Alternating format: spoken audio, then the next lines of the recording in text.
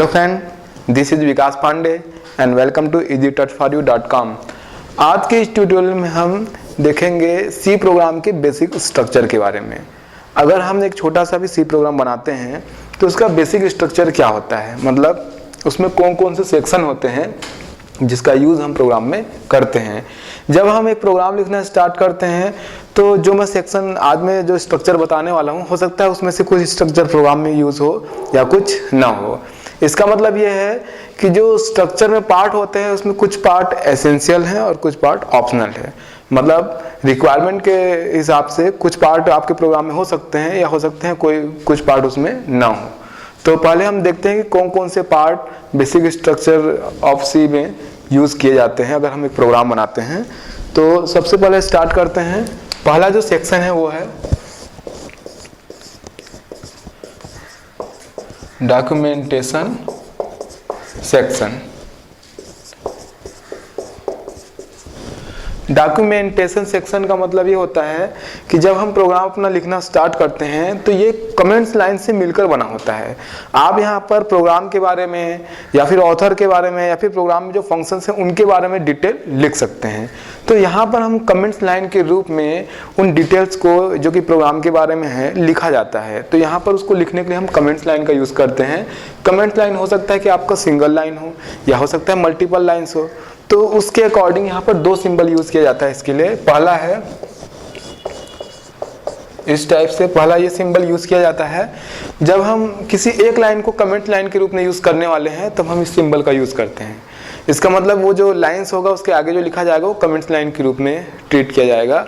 दूसरा, अगर हम मल्टीपल लाइंस को कमेंट्स लाइन के रूप में यूज कर रहे हैं तो इस तरीके से हम ओपन करेंगे और उसके बीच में हम जो भी टेक्स्ट मल्टीपल लाइंस में लिखना चाहता है लिख सकते हैं और बाद में फिर इसको इस तरीके से क्लोज करेंगे।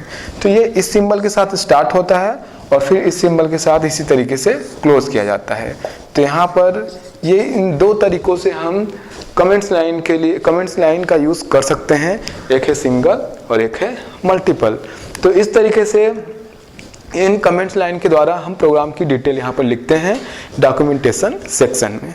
सेकंड देखते हैं हम।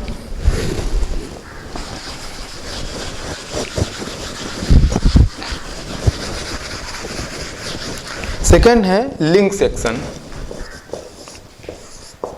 लिंक सेक्शन, लिंक सेक्शन का यूज हम प्रोग्राम में हेडर फाइल्स के लिए करते हैं। मीन्स हेडर फाइल्स या लाइब्रेरी फाइल्स सी में होती हैं जिसमें कि प्री डिफाइंड फंक्शन रखे होते हैं। जब हम प्रोग्राम बनाते हैं तो इन प्री डिफाइंड फंक्शन को यूज़ करने के लिए हमको उनके हेडर फाइल्स को प्रोग्राम में इंक्लूड करना होता है। तो उन हेडर फाइल को प्रोग्राम में लिंक करने के लिए इंक्लूड करने के लिए हम यहाँ पर लिंक सेक्शन का यूज़ करते हैं। मतलब लिंक सेक्शन में उन लाइंस को लिखते हैं जिनके द्वारा हम उन लाइब्रेरी फाइल्स को, उनके फंक्शंस को अपने प्रोग्राम में इंक्लूड कर रहे हैं, जोड़ रहे हैं। तो वो हम यहाँ पे लिंक सेक्शन में स्टेटमेंट लिखते हैं। जैसे एक हेडर फाइल, जैसे सी में हम कॉमन हेडर फाइल है ये हैज़ इंक्लूड stdio.h। इसका यूज़ इनपुट आउटपुट के लिए किया जाता है। तो इस तरीके से हैज़ इंक्लूड stdio.h, यहाँ पर हेडर फाइल stdio.h को इंक्लूड किया गया है अपने प्रोग्राम में। अब हम इनके जो लाइब्रेरीज जो इनके फंक्शन हैं जो कि प्री डिफाइंड हैं उनको हम प्रोग्राम में यूज़ कर सकते हैं। इसी तरीके से जैसे मान लीजिए मैथ्स के हमको फंक्शन यूज़ करने हैं तो हमारे पास हेडर फाइल है math.h। ग्राफिक्स के अगर हमें फंक्शन यूज़ करने हैं तो हमारे पास हेडर फाइल है graphics.h। तो लिंक सेक्शन में उन हेडर फाइल को अपने प्रोग्राम से लिंक कराने के लिए, अपने प्रोग्राम में इंक्लूड करने के लिए हम यहाँ पर इन लाइंस को यूज़ करते हैं। तो इन लाइंस को हम जो कि हमारे प्रोग्राम में इन हेडर फाइल्स को इंक्लूड करते हैं ताकि हम उनके जो प्रीडिफाइंड फंक्शन है प्रोग्राम में यूज़ कर सके, उनको लिंक सेक्शन में लिखा जाता है। अगला सेक्शन हम देखते हैं।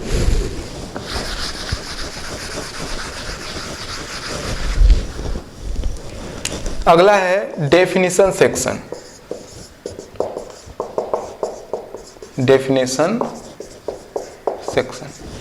डेफिनेशन सेक्शन में हम सिंबलिक कांस्टेंट डिफाइन करते हैं। प्रोग्राम में अगर मान लीजिए हमें सिंबॉलिक कांस्टेंट यूज़ करने हैं, मान लीजिए जैसे मैक्स वैल्यू है या फिर मीन वैल्यू है, और हमें बाय डिफ़ॉल्ट उसको सेट करना है कि मैक्स वैल्यू 50 है या मिनिमम वैल्यू 20 है, तो इस तरीके से हम इसके लिए सिंबॉलिक कांस्टेंट डिफाइन कर सकते हैं।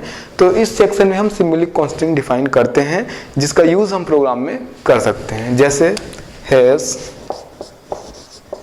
डिफाइन मैक्स, कैपिटल लेटर में लिखते हैं हम इसके नाम को, मैक्स 50।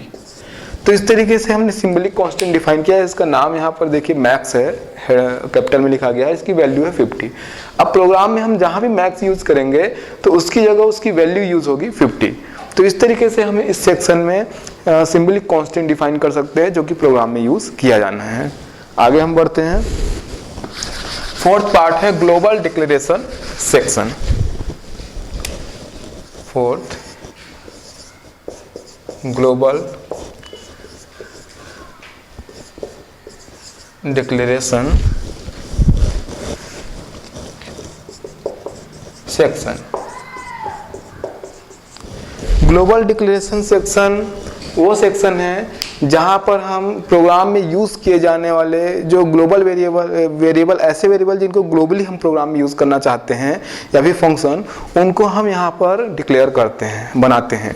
जैसे मान लीजिए हमारे पास कोई वेरिएबल है जिनको मेन फंक्शन भी यूज़ करता है या फिर दूसरे फंक्शन जो यूज़र डिफाइंड फंक्शन है उनमें भी यूज़ किया जाना है, तो उन वेरिएबल्स को हम यहाँ पे ग्लोबल डिक्लेरेशन सेक्शन में डिक्लेयर करेंगे।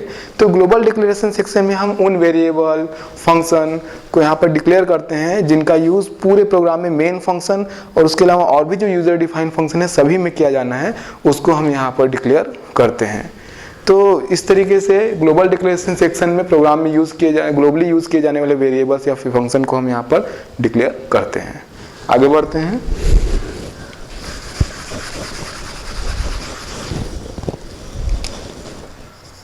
फिफ्थ है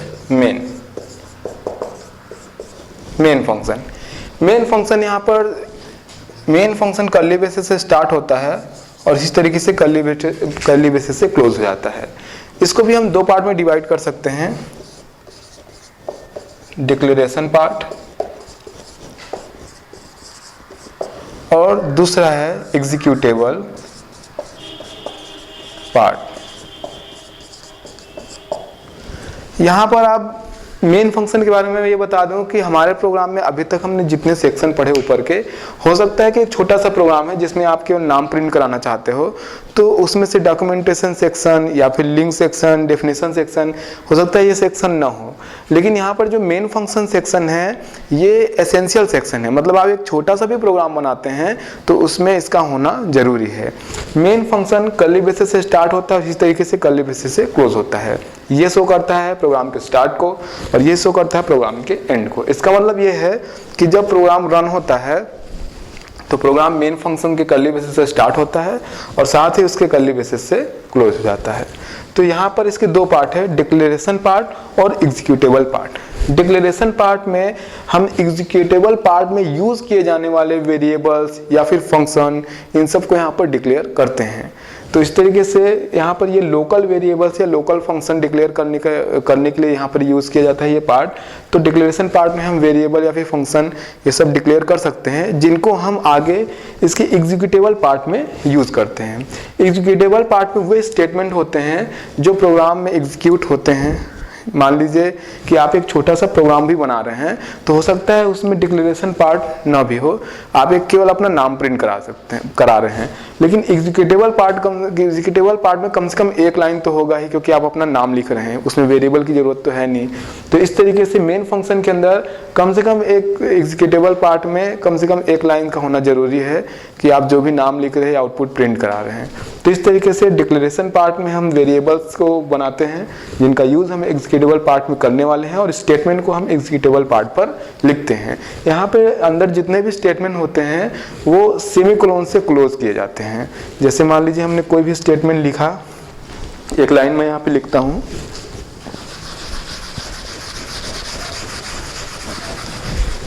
मान लीजिए एक नाम प्रिंट कराया मैंने, प्रिंट एफ, और कोई भी एक नाम प्रिंट कराया जैसे सी, और ये क्लोज। तो इस तरीके से इस लाइन को हम इस तरीके से सेमी कोलोन से क्लोज करेंगे। तो प्रोग्राम के अंदर जो भी मेन फंक्शन के अंदर जो भी लाइंस होती है उनको इस तरीके से सेमी कोलोन से हम क्लोज करते हैं। आगे लास्ट पार्ट पढ़ते हैं हम 6 सब प्रोग्राम सेक्शन। सब प्रोग्राम सेक्शन, यहाँ पर आप फंक्शन डिफाइन कर सकते हैं, यूजर डिफाइन फंक्शन 1, कई फंक्शन हो सकते हैं, फंक्शन 2, फंक्शन n। तो इस तरीके से ये जो सब प्रोग्राम सेक्शन है, यहाँ पर आप यूजर डिफाइन जो फंक्शन है उनको यहाँ पर डिफाइन करते हैं। जैसा कि मैंने आपको सबसे ऊपर में ग्लोबल डिक्लेरेशन सेक्शन में बताया मैंने कि प्रोग्राम में यूज किए जाने वाले ग्लोबली जो यूज करना है आपको वेरिएबल्स या फिर वो फंक्शन वहाँ पर आप डिक्लेयर कर सकते हैं, बना सकते हैं। तो जो भी आपके पास यूजर डिफाइन फंक्शन है, इस पार्ट में सब प्रोग्राम सेक्शन में आप उस यूजर डिफाइन फंक्शन को यहाँ पर डिफाइन करते हैं, जिनका यूज हम मेन फंक्शन में करते हैं। मतलब यूजर डिफाइन फंक्शन को हम इस सेक्शन में यहाँ पर डिफाइन करते हैं और उनको एग्जीक्यूट कराने के लिए हम कॉल करते हैं मेन फंक्शन में। तो इस तरीके से आज के प्रोग्राम में हमने देखा कि एक छोटा सा अगर हम प्रोग्राम बनाते हैं या फिर कोई भी एक प्रोग्राम बनाते हैं तो उसके लिए सी प्रोग्राम का क्या स्ट्रक्चर होता है। यहाँ पर जितने हमने स्ट्रक्चर पढ़े, हो सकता है आपके प्रोग्राम में इसमें से कुछ हो और कुछ ना हो। तो रिक्वायरमेंट के अकॉर्डिंग आप इसमें से जो भी सेक्शन है वो यूज़ करते हैं। अगर रिक्वायरमेंट नहीं होती तो वो स्किप कर दिया जाता है, छोड़ दिया जाता है। लेकिन यहाँ पर एक सेक्शन है जो कि मेन फंक्शन सेक्शन, जो कि आपके हर प्रोग्राम में होगा ही। मतलब आप एक छोटा सा भी प्रोग्राम बनाएंगे तो वो एसेंशियल पार्ट है, जहाँ से प्रोग्राम स्टार्ट होता है और जहाँ पे एंड होता है। तो इसलिए वो मेन फंक्शन तो होगा ही, बाकी पार्ट रिक्वायरमेंट के हिसाब से आपके प्रोग्राम में हो भी सकते हैं और नहीं भी। तो आज के इस प्रोग्राम में हमने देखा कि किस तरीके से किसी प्रोग्राम का स्ट्रक्चर कैसा होता है, उसमें कौन कौन से पार्ट होते हैं। आगे हम सी प्रोग्रामिंग के बारे में और भी पढ़ेंगे। तब तक के लिए आप हमारी वेबसाइट easytouchforyou.com पे लॉगिन कर सकते हैं। तब तक के लिए बाय।